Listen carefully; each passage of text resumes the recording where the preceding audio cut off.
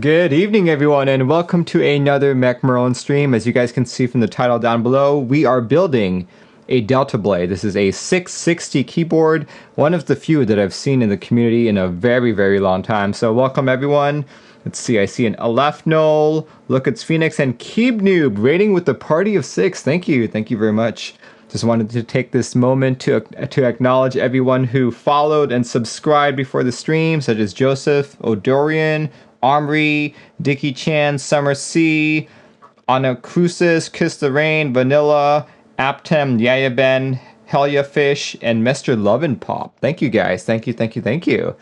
So tonight, tonight I'm drinking something that I haven't drank in a very long time, primarily because it hasn't been on sale in a while. This is the Honesty Organic Honey Green Tea. Check it out, yeah?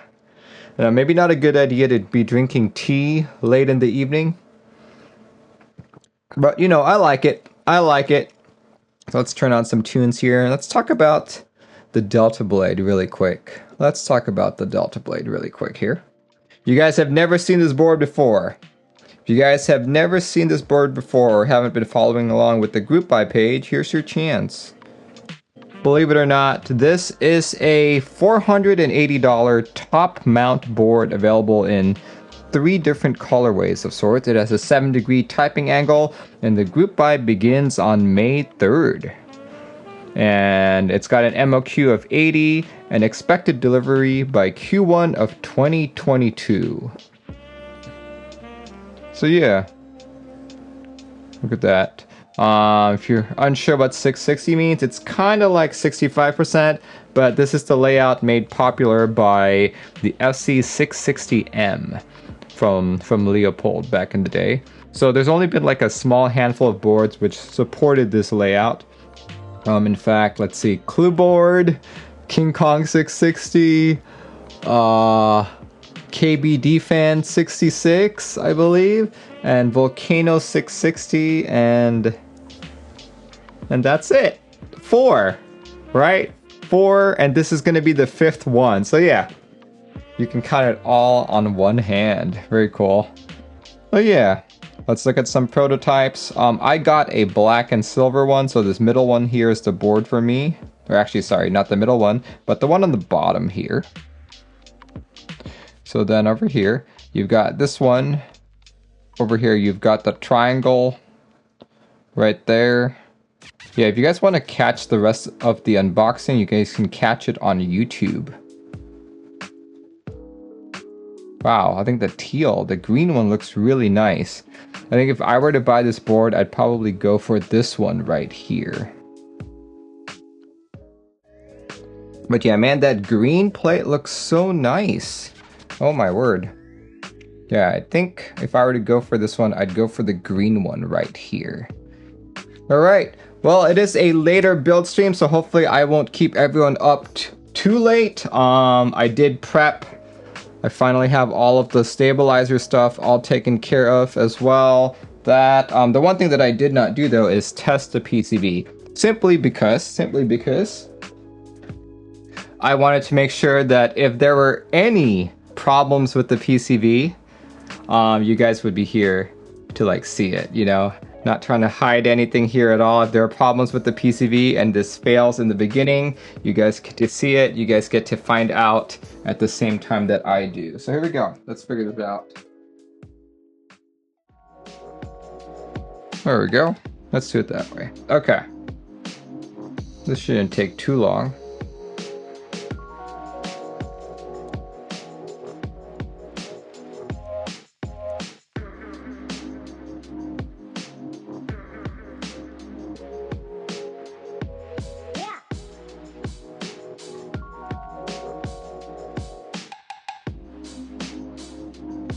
Yay, okay, yeah, it was definitely just not having any firmware. Which probably would be pretty misleading for people who are not used to flashing like their own firmware. Like, thankfully, Blind Assassin sent me the firmware and I had GMK Toolbox ready to go. But I guess if you happen to get a board that doesn't have firmware, you'd think that your PCB was dead.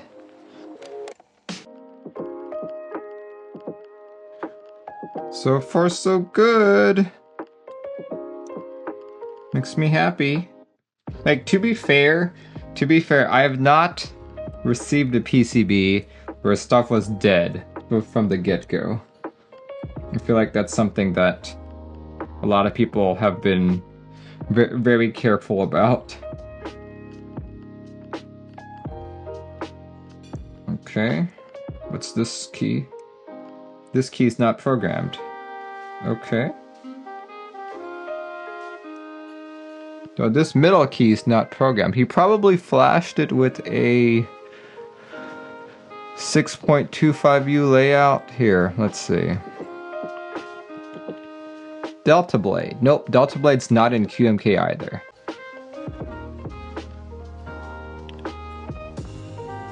And boom, yes! There we go. Perfect, that would have made more sense earlier. There, let's just do a matrix mode really quick so I can figure out what keys those were. Perfect, okay, good. We're good. We're good, that makes my life so much easier. Okay. Okay, we're good. So tonight, I decided to not do the queen switches just because I really wanted to compare this with another top mount board that I had, the TGR Jane. So my TGR Jane has KS3s as well, or linears, which are a specific variant of the KS3. But I figured I'd throw KS3s on them as well. Other than inks, I'd say this is probably one of the nicer sounding switches that I have available.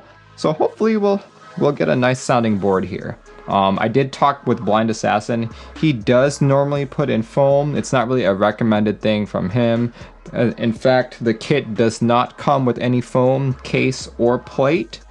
So I'm trying to make it sound as best as I can with only literally the PCB and the case at my disposal. So yeah, hopefully it will sound good. We'll see.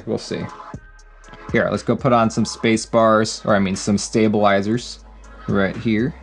I've already pre-lubed, pre-modified all of these. Let's see, Bonmi Sandwich says, Dexter from Dexter. Like, dude, sorry man, I am striking out for everything that you requested. See, Happy Tailbug says, man, oh man, this board looks awesome. Too bad I dropped monies on a couple boards last month.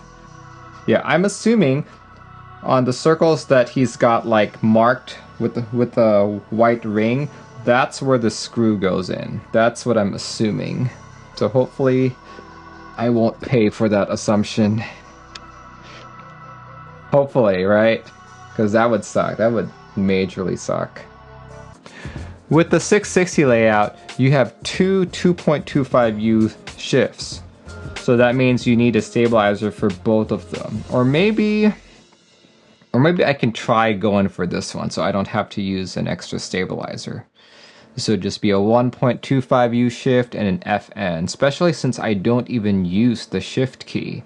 So, what do you guys think?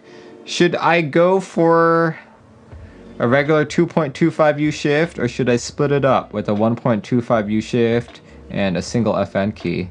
Now, let's see. Is that something I can do as a poll? Here, let's see. How do you do a poll? Manage a poll. There we go. Create a new poll. Question.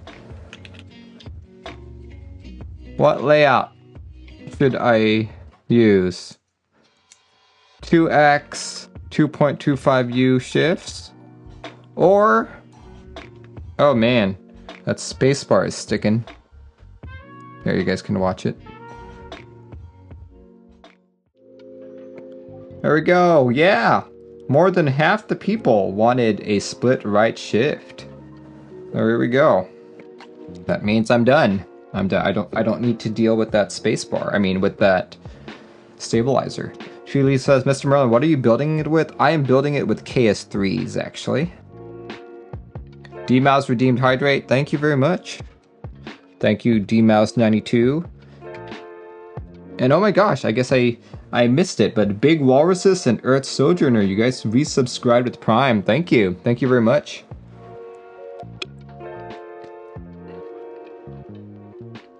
KS3s are so awesome. They are a great budget switch. Like if you're after sound and you're a decent enough looper, you know, they can hold their own against some of the quote-unquote high-end switches, right? Still though, if I had like oodles of cash, I'd probably go for inks. Inks all the way, maybe with like a lighter spring. But here we go, we are done. We are done with the stabilizers. And yeah. Check that out, check that out. Okay. We do have to take out that plate. So we get to take apart the board yet again. Let's grab that plate. You guys get to see this all opened up and everything.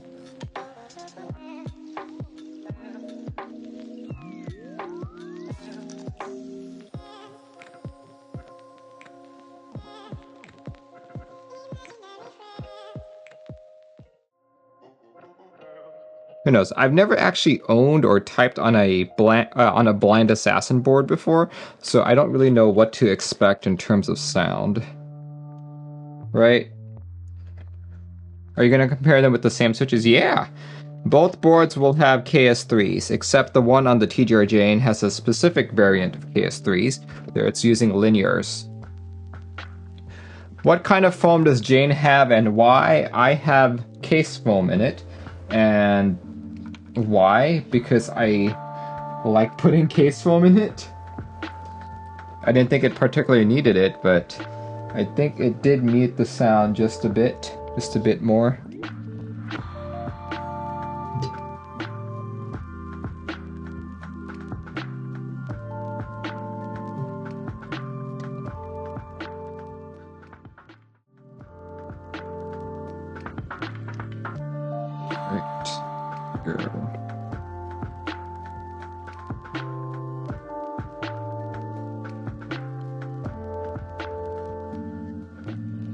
And there we go. There's the plate that I need. Let me put the case.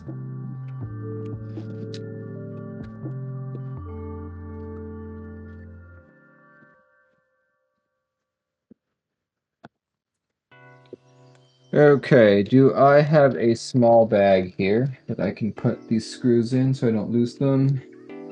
Yes, I do. Perfect.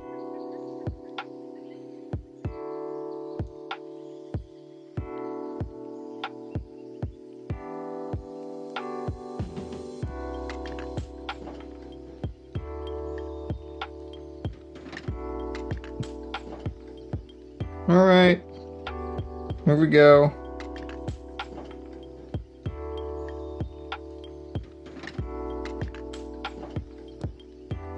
Now that's a tight fit. That is a tight fit when it comes to those stabilizers. Okay. There we go. That makes me a bit worried, actually. So let me just test out the stabs really quick before we continue.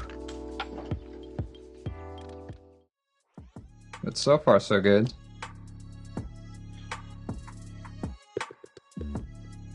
Alright, they all work. They all work. Hooray! Okay, excellent. We can do this. We can do this, no problem.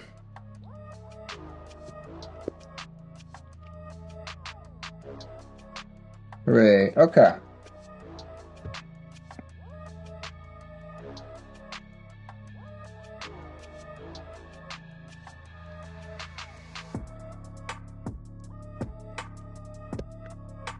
Alright, let's get all these switches in. Thing with aluminum plates is they are a lot easier to deal with than brass or any of the softer ones. Like, they stay in place. It isn't too difficult to put switches in. It's not difficult to make sure switches are flush. So everything's good. Everything's good. Shouldn't take too long today at all. Assuming, of course, that all pins are straight.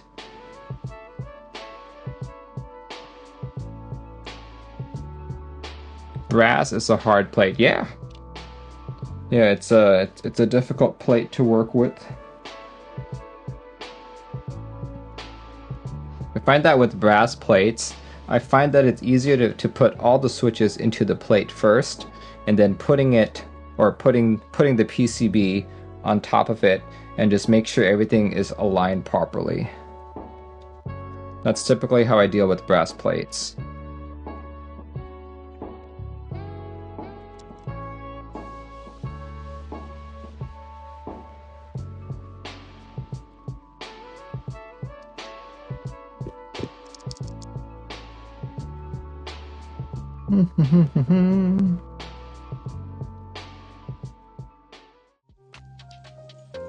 Are those KS3 GAT yellows? Yes, they are. These are KS3 GAT yellows. Some of my favorite switches. Actually, this might be my favorite budget switch at the moment. If you lube them up just right, they sound so wonderful. That nylon housing just contributes a lot to that deep dark that I like. Like still my favorite sounds come from a regular Cherry MX switch, but unfortunately, try as I might, I can't ever lube a Cherry MX switch the way I want it to. I feel like no matter what I've tried, it's just scratchy. Hey Merlin, do I need PCB screw washers for hot swap? Typically you don't, but the reason why you need washers anyway is to prevent the screw head, which is metal, from shorting your PCB. So if the screw head is touching anything else metal, such as the bottom of your case, you may want to keep that washer on. How do they compare with lavenders? These guys, these are a lot cheaper than lavenders. Lavenders come to you like smooth out of the box. Like they feel good, they sound good already. I will have to say that these guys, these KS3s, are not only cheaper, but they have a slight edge when it comes to thockiness. In terms of smoothness, it pales in comparison. Like the lavenders or any equivalent JWK is leagues smoother.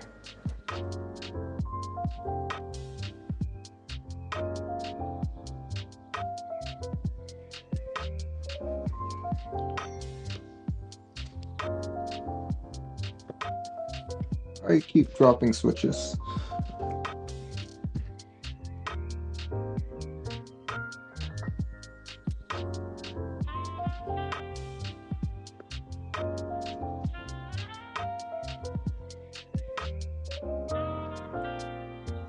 If you guys have watched my build streams before, you know that this is not typically how I build my boards. The reason being is because this is an aluminum plate. With an aluminum plate, it's a lot simpler. I don't have to be too concerned about keeping everything completely flush because it tends to work out for me. No problems. Do I break switches in before lubing them? No, I do not, because I do not have the patience for that.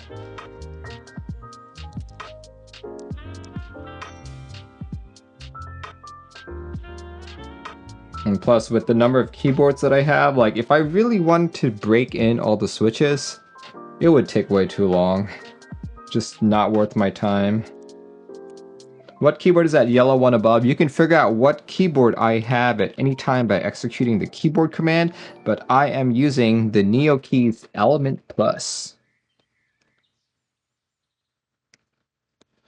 This is a soon to go into group buy board as well. Lots of prototypes on my desk today. If you watch the build stream or the unboxing, you'll know that there are some issues with it, unfortunately. How long does it take to break in creams? I've heard like 1,000 to 3,000 actuations. I've never really tried. I've never really cared, to be honest.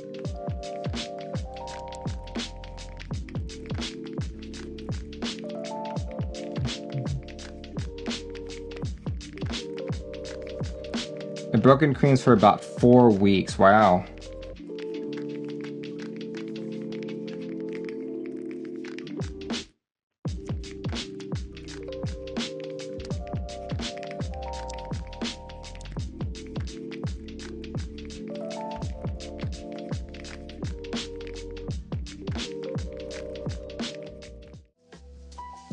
How are the FFF switches that you got in the Element? So, FFFs have a 62G spring, and I think these days I'm like slowly learning that the lighter switches, like 62, might be too light for me, especially if it's on like a stiffer plate.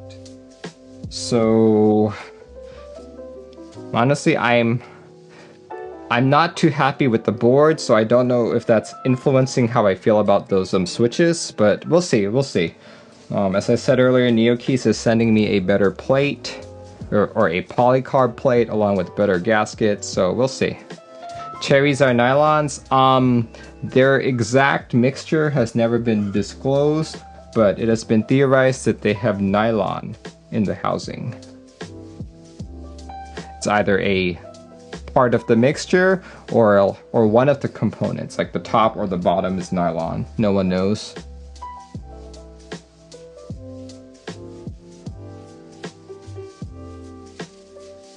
No, hold on. Let me turn on my little fume extractor here.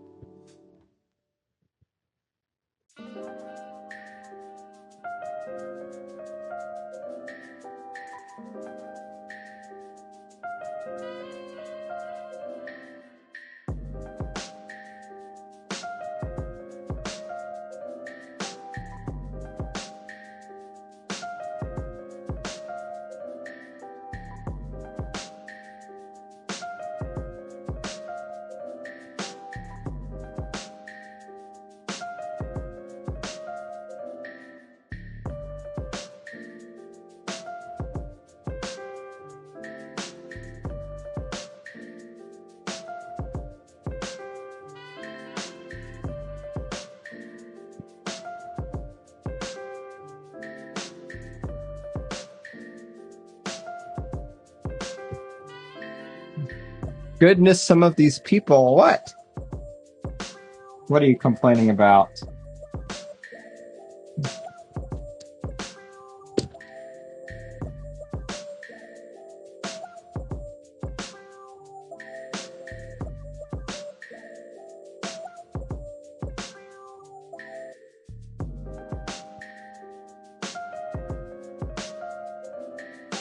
Other than miss out on the glorious smell of hot solder. I can definitely still smell it, but I can smell it even when the fumes are not going my way, right?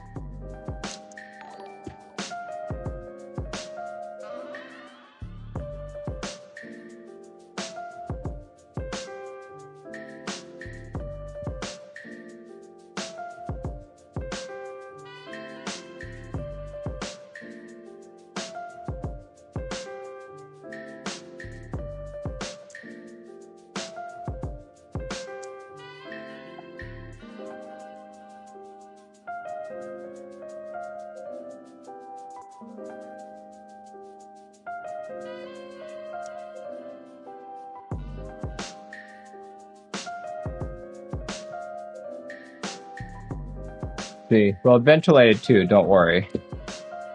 Had the worst headache. Yeah, usually if you have a headache after soldering, that means you did inhale a little too much stuff.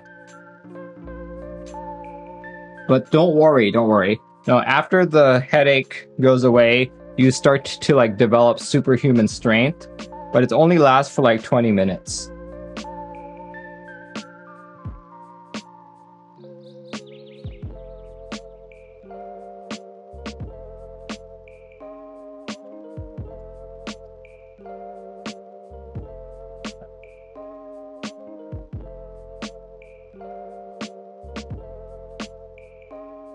You're buying a P100 chemical mask, not playing with that game.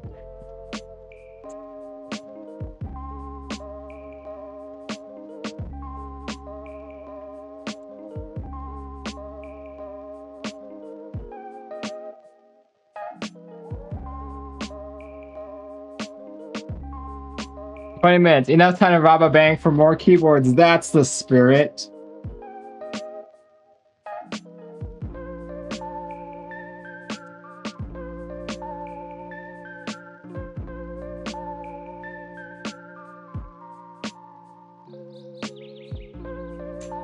But typically, keyboards at banks aren't very good, so you wouldn't want to rob a bank for keyboards.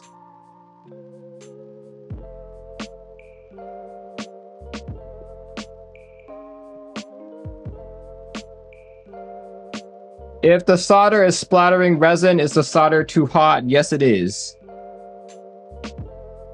Which is why after you finish your board, especially if you have a white board, you'll see brown residue around each leg. That's when you know you've used too high of a soldering temperature.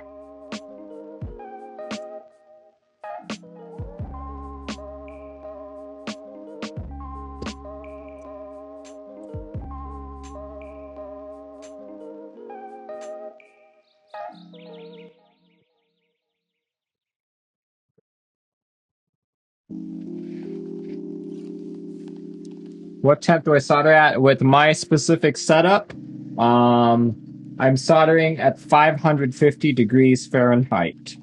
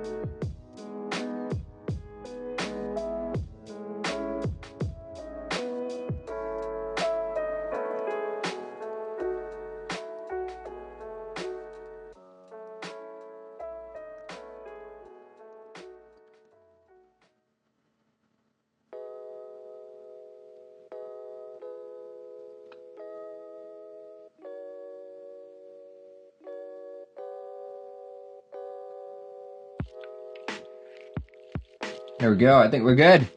I think we are good. Alvin Norman says, what keycap group buys have you joined for the past year? Oh geez, what have I joined? GMK Fox? Can't remember. Let's see. Happy Talbot says, we'll travel for food. Me too. Discriminate says, I want to go to Taiwan and stuff my face. Yeah, absolutely. Infinite Nacho says, let's see those solders up close. Yeah, sure. Let me just clean them up really quick here. Let's go grab my little toothbrush. Actually, you know what? Let me show it to you guys before I clean it, so you guys can see what I mean. This is the result of using a lower temperature, so none of your flux explodes around it. Here, hopefully you guys can see that just fine. And of course, my lighting doesn't, you know what? I can do it this way.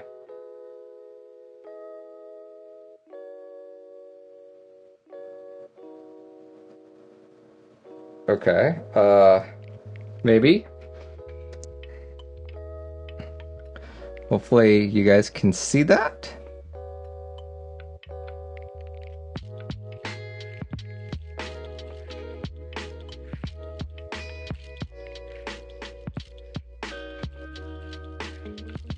See? So you'll see that there's very little flux residue. There's still some, so we need to clean it up. Right, we do need to clean it up, but for now, you know. Here, let's clean it.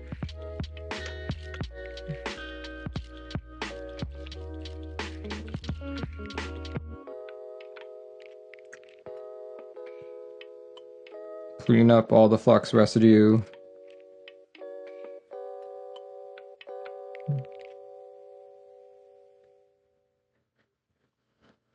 And when you clean up the flux residue, you also tend to see where there needs more solder. Like on the top here. Moto light has been delayed again. Why am I not surprised? Why am I not surprised?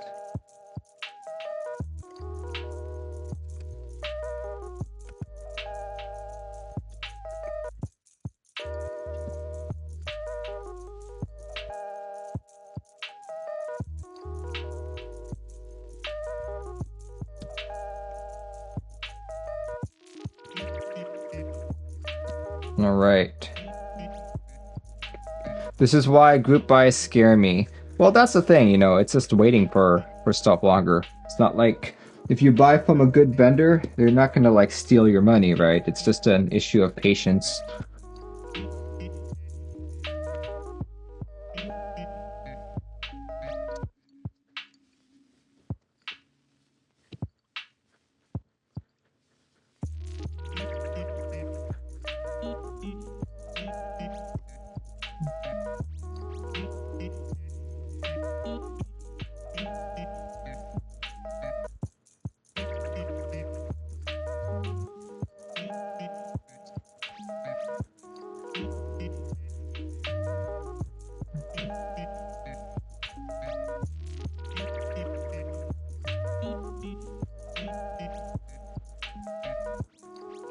What solution? This is just regular isopropyl alcohol. I used 99%.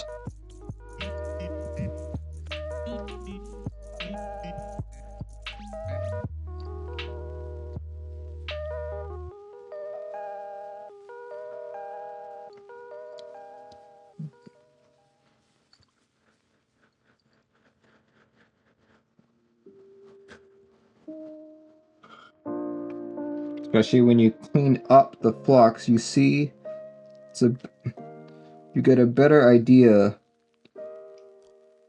of which joints are actually conical and which ones look a little rounded. Are 70% enough? I'd say yeah, but I like to err on the side of caution. That's why I go 99%. You know, doesn't hurt. Blind Assassin says, this hurts to watch.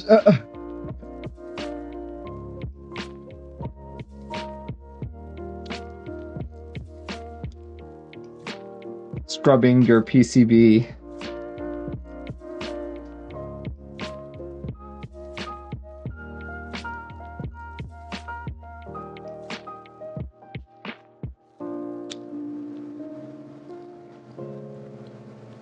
What alcohol do I use? Isopropyl? But the better question is, what alcohol do I drink?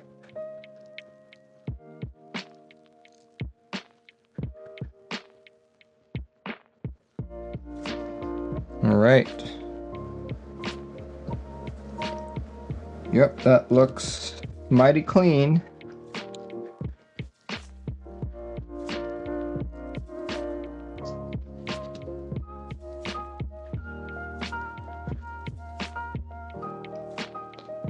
They're not the same things as far as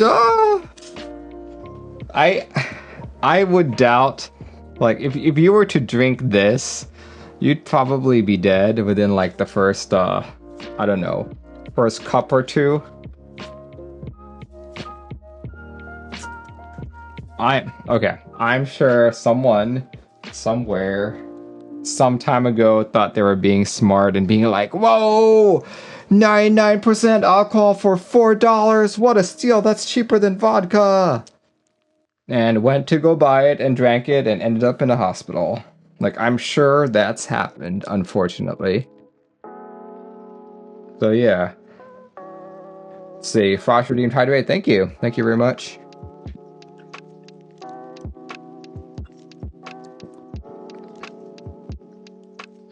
All right, I think we can go put this in the board.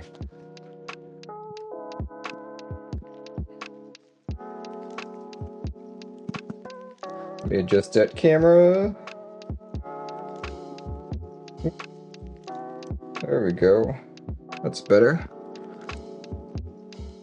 Frost says, wrong bottle. Nope, I've been drinking this one all night. Yay.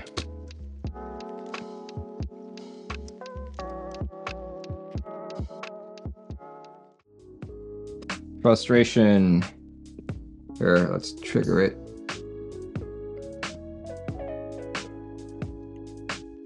It's not triggering, even when I do this.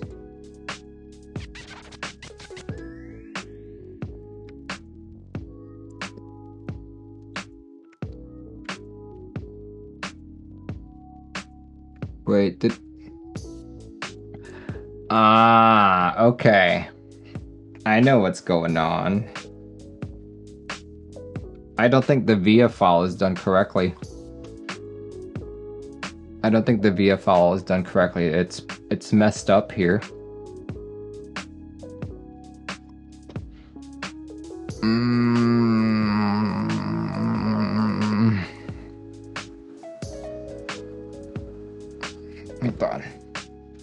Hold on. Just to verify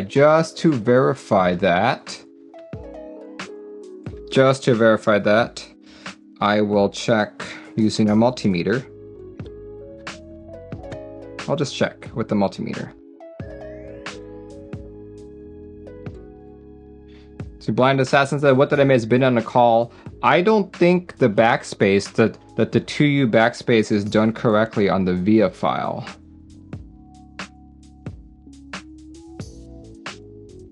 Let me just double check really quick.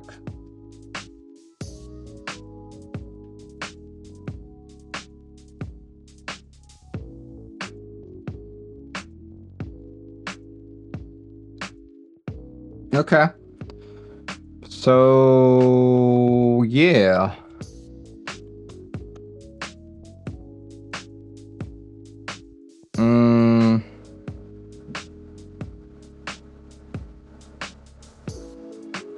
Yeah, it's probably the VIA file. Because electrically it works. So it's probably the VIA file doesn't have it correct. Let me just take a quick gander. Let me just take a look at it really quick. Where is that VIA file? Because this is gonna annoy me if it's not working. Let me just take a look. Let me just take a look.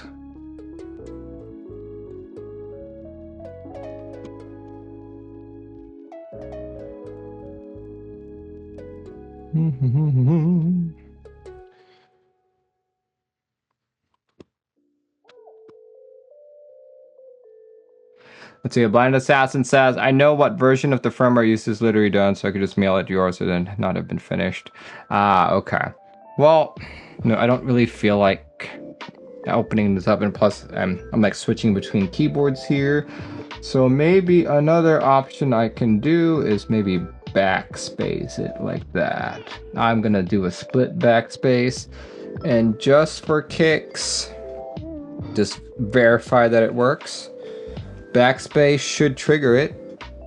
There we go. Okay, that confirms it. It's a VIA file issue. VIA file issue, not a hardware issue, not a switch issue, not a PCB issue, just a VIA file issue. Okay, perfect. Makes me feel so much better. That's a sigh of relief. Whew. Okay. So yeah, I didn't build it incorrectly. Didn't screw up with the solder. Hooray, hooray. Okay.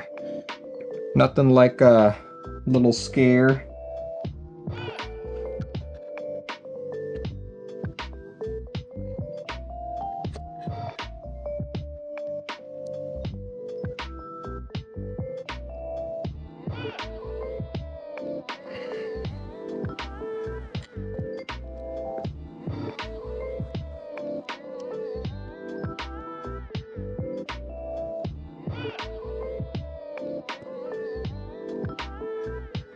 Yeah, that makes me feel so much better. Fruity Kenny says, hey Merlin, what solder iron do you use? I use a Weller WS51 that I've owned for pretty much the last decade. Yeah, it is literally 10 years old. A couple of streams ago, it like died randomly. So I think like ever since then, it hasn't. So who knows? Who knows? Maybe it's time to get a new one. But yeah, so far, good for 10 years. And that's literally with, like, honestly, I haven't been building keyboards for 10 years, but I've done other stuff. It's only been the last 3 or 4 years that I've been, like, using it every week. Yeah, so far, so good. Not bad for a $60 product that lasted 10 years and more. You know? And get this, so the Weller WS51, the early units, like I think the ones made prior to 1998 were all US made. The one that I have, I bought in like, I don't even remember, like 2010-ish or something, was made in China already. So I've read reports that the made in China Wellers do not last as long, but the fact that it's lasted 10 years at this point, hey, I couldn't be happier.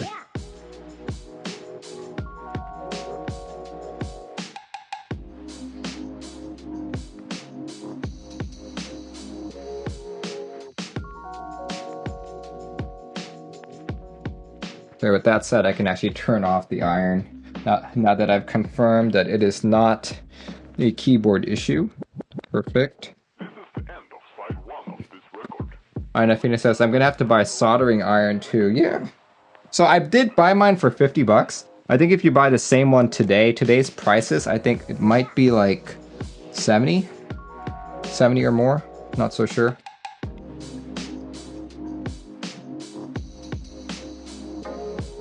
Okay, I did say I was gonna put Olivia on this. So that means back to the key rack and looking for the keyboard that has the Olivia on it. Is this a commission build? Not quite. This is a prototype sent to me by Blind Assassin and Emil. This is in lieu for their upcoming group buy on May 3rd. Yeah. So yeah, you guys can stare at this while I go over to the corner and search through my 60s. I got it. Okay. All right. So yeah, this is the board that I'm stealing it from. This is a locally made 60%. I believe it's sold for 250 bucks. Gasket mounted 60, aluminum, all that. This is the Hive 60. Actually, you know, it turned out to be one of my favorite 60%s. I believe, you know, if it had a daughter board, I'd view it as a good alternative to the Volcano. But here, let's go extract all the Olivia pieces from here.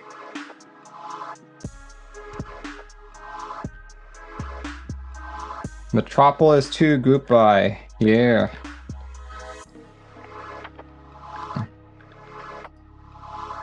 Oh, hey now. Typing on this.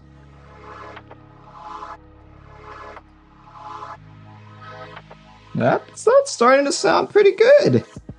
Of course, that's only like 4 keys, right? But we'll see.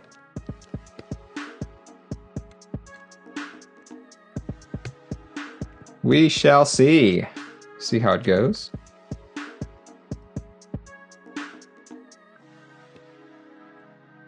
We shall see how this goes.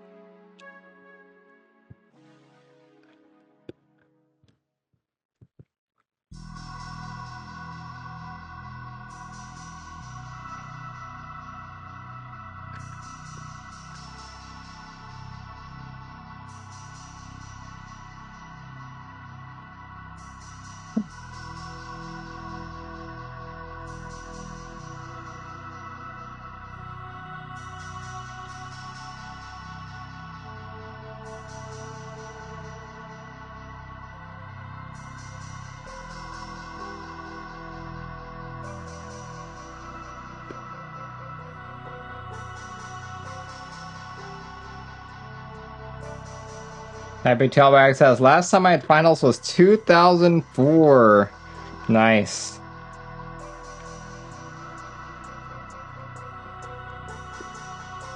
No, it's like... No, as much as I'm glad to be out of school, I do wish to go back one of these days if I can muster up some time and still provide for my family. I'd like to go back for my master's. I just have a bachelor's right now, but you know, one of these days, maybe pursue a master's in computer science.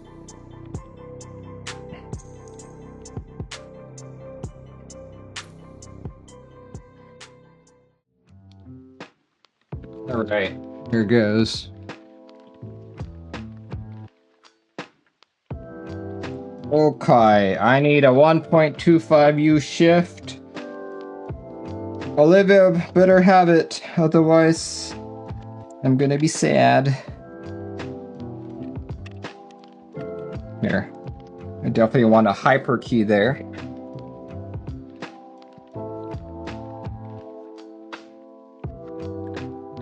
Hyper. I want my arrow keys to be black.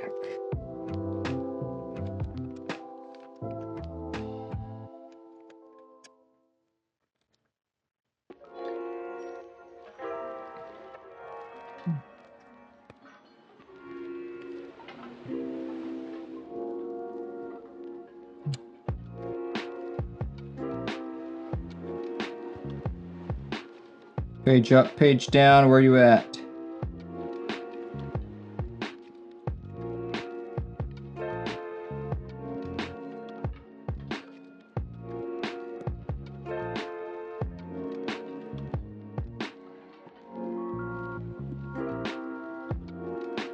Page up.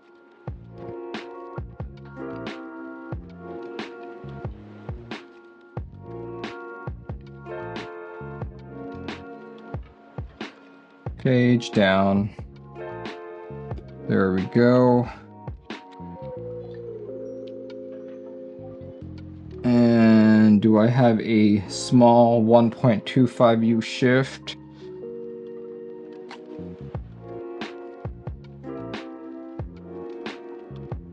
There it is. I see it. There we go.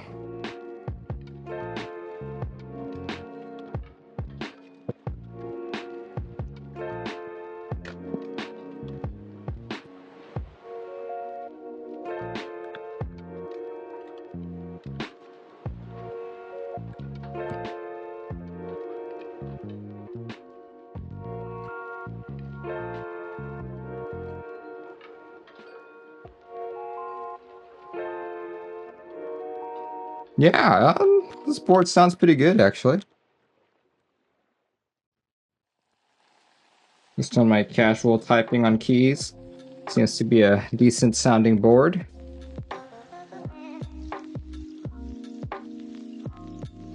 Of course, I'm gonna have to turn off my sound filtering here so that you guys can like hear it. But in the meantime, let me just clean up here. Clean up, clean up. Everybody clean up.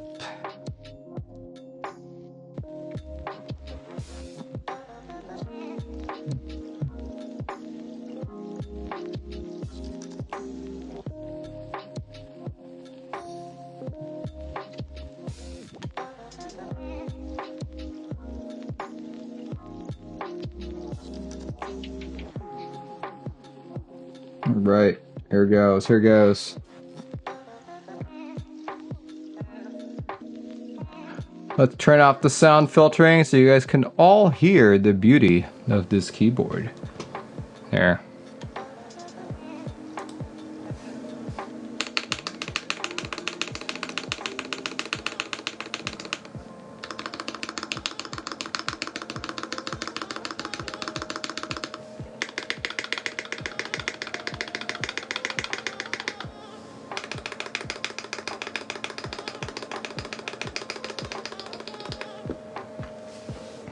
Yeah, so far, not as stocky as I was hoping it would be, to be honest, but it still sounds good. It still sounds good.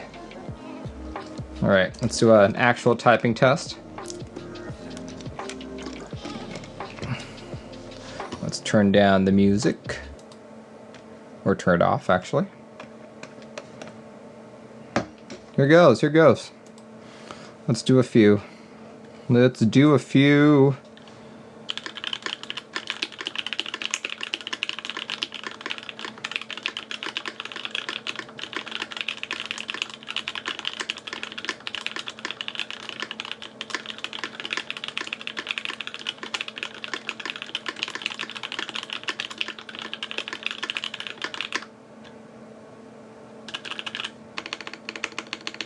I don't have a backspace key. That's a stupid slash. Okay, hold on. That's gonna annoy me. That's gonna annoy the hell out of me. Let me just fix that up. Okay. Yay, I have backspace. Perfect. Okay. Let's do that again. Let's do another typing test.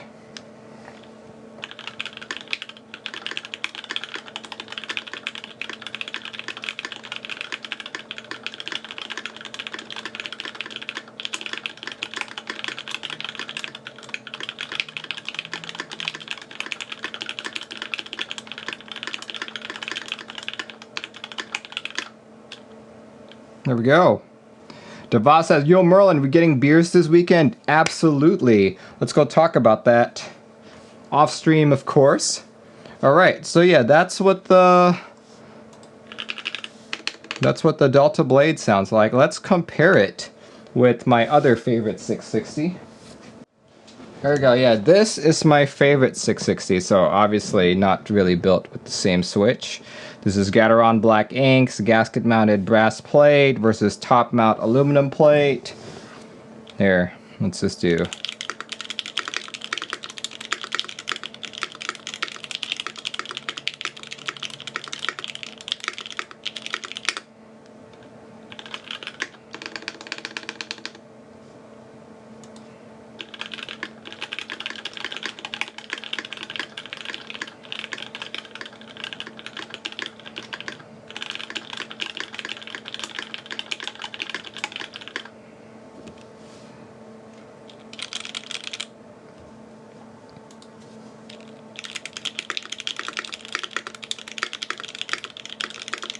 So because of the brass plate, this definitely leans more towards the clack, and this one leans more towards the thock, I'd say.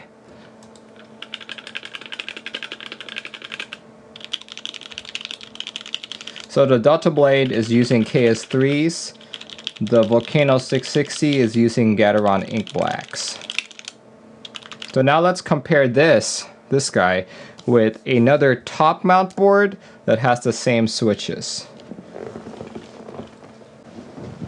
Yeah, okay, this is my TGR Jane, different plate material.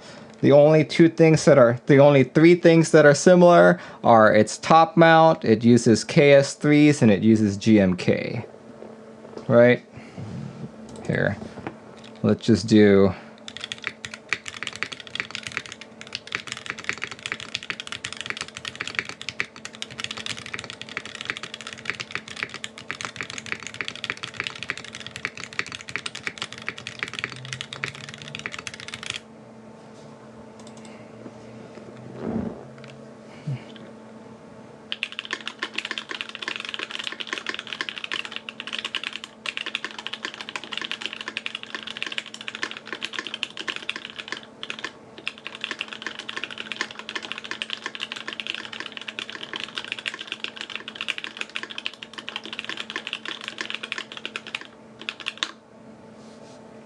Yeah.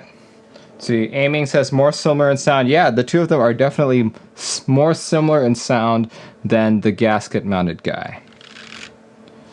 What plate material? This is a brass plate right here. Just to show you I'm not lying about that.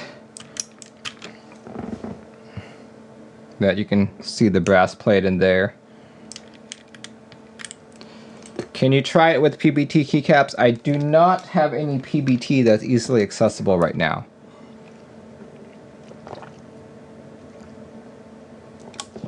Yeah, so I think aiming hit the nail on the head here.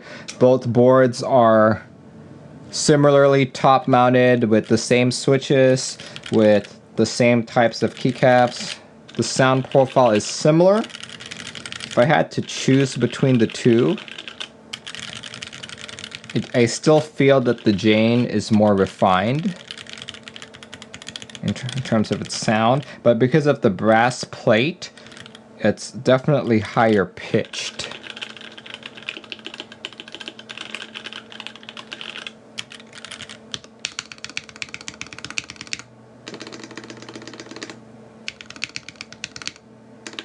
Does it sound like a $480 keyboard to you? Does it sound like a $2,000 keyboard to you? You guys make up your own mind.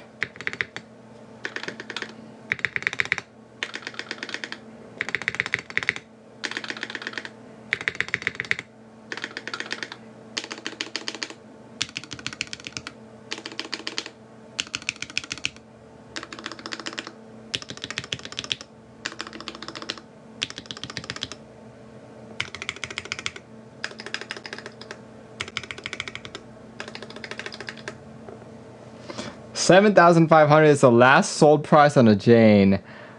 Ouch. That hurts. So, and do remember, there are carbon plates and half plates available in GB as well. Awesome.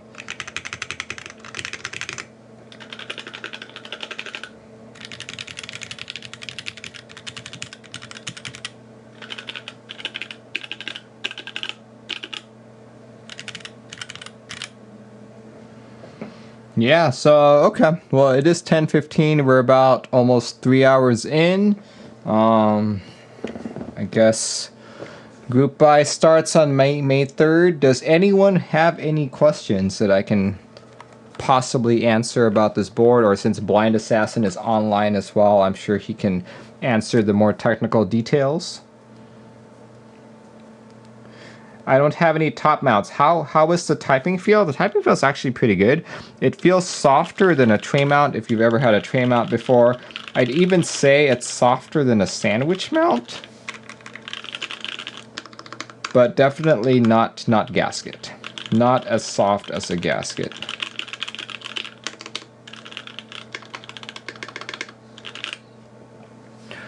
See, carbon plate and some silicone might be a good config. Yeah, as I said earlier, I did not build this with any foam, though I suspect if I put case foam on it, it will clean up the sound a bit. It's like I can definitely hear the talk, but it seems like it's a little too echoey for me. Look at Phoenix says, this is what I get for staying up. Really like the teal one. Yeah, this is the silver and black one. But the teal one is probably my favorite out of all the colors offered. Let's see, Cool Whip says, off topic, what is your favorite linear switches? I have quite a bunch. KS3s and Gateron Black Inks are some of my favorites there.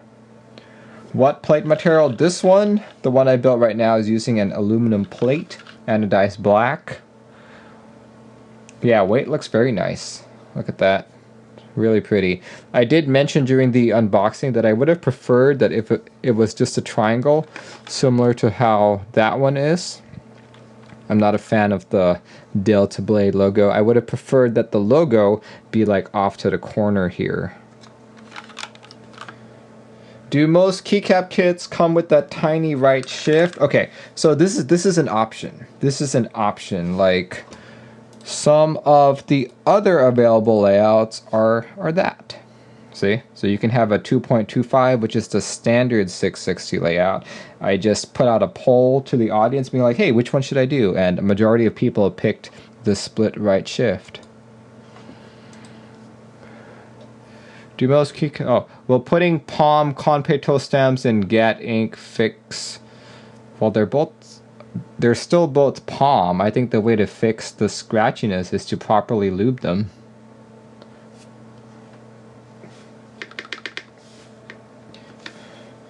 Anyway, yeah, I'm just answering questions right now.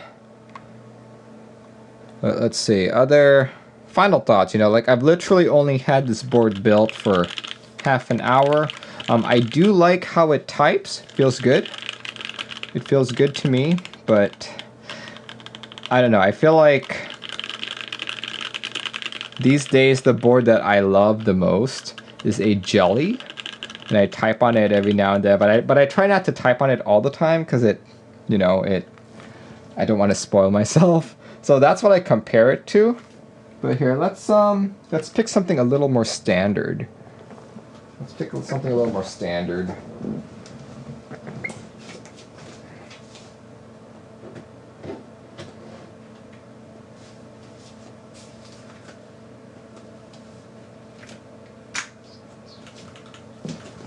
Here, let's pick budget. This is the NK65EE. This uses, I don't even remember. What switch am I using? Oh, Telios. Okay, Telios.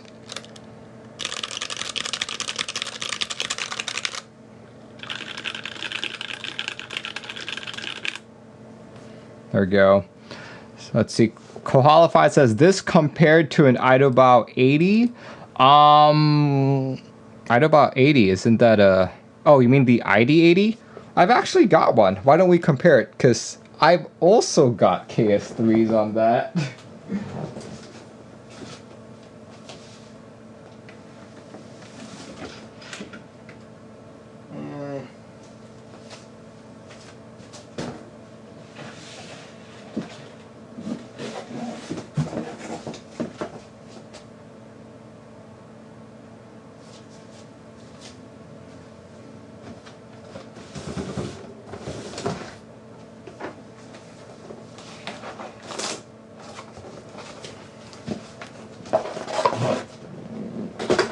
There we go.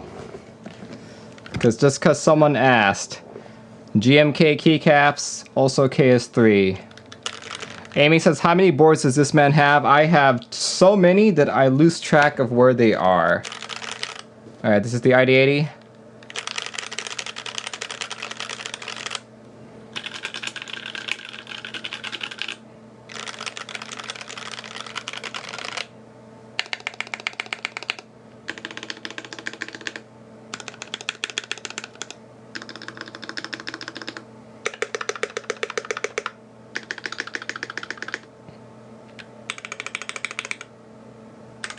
How is the stream going? I'm pretty much done, actually. I'm just answering questions here. And in a few minutes, I'll give my final conclusions, I guess, on how I feel about the board. But thanks for asking. Someone earlier just asked, how does this compare with an ID80? This is like my guilty pleasure board. I'm a big fan of 75%, so I needed to get this. I know Stray Chrome is a huge fan of this board too. So yeah. This is my guilty pleasure board.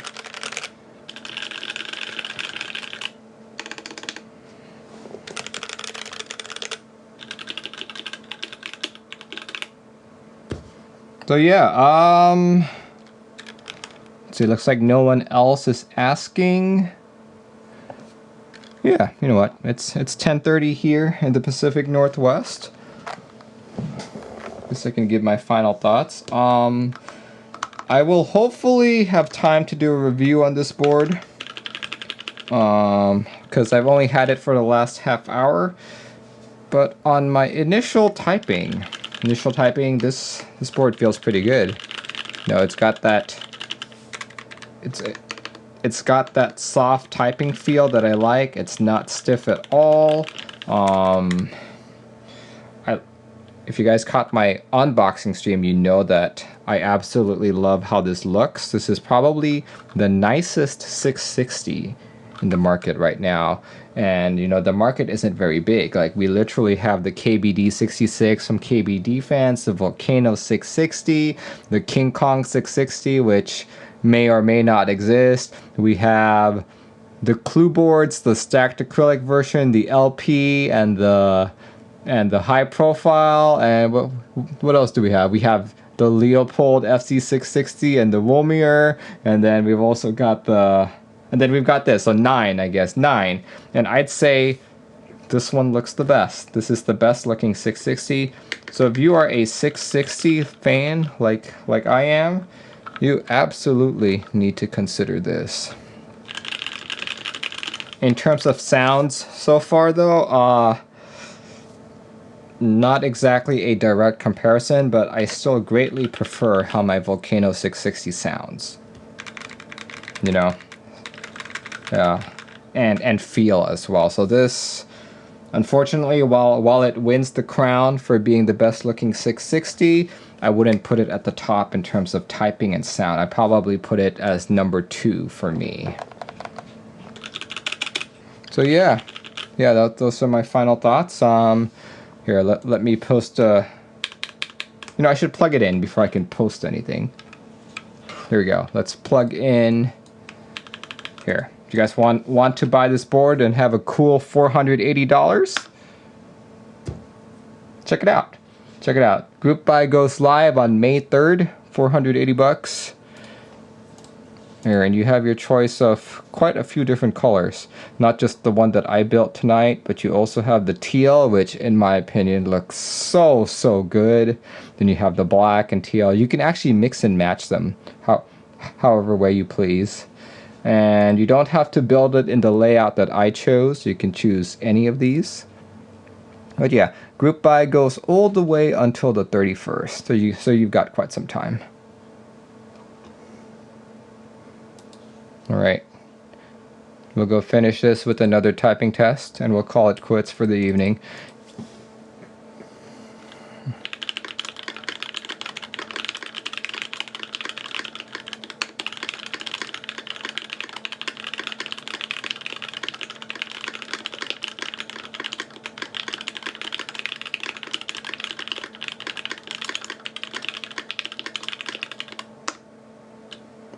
There we go.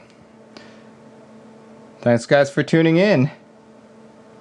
This should be on YouTube by Saturday morning. But if you guys have any questions, make sure you hit up that link I just sent and the one that I just posted in chat right now, and check out the group buy. There's an 80 MOQ and you got a month, roughly a month to join it. Alright guys, thanks for joining in. My next stream will be this Saturday. I'll be building a Think 6.5. So tune in if you want to see one built. Alright guys, I'll catch you next time. Ciao.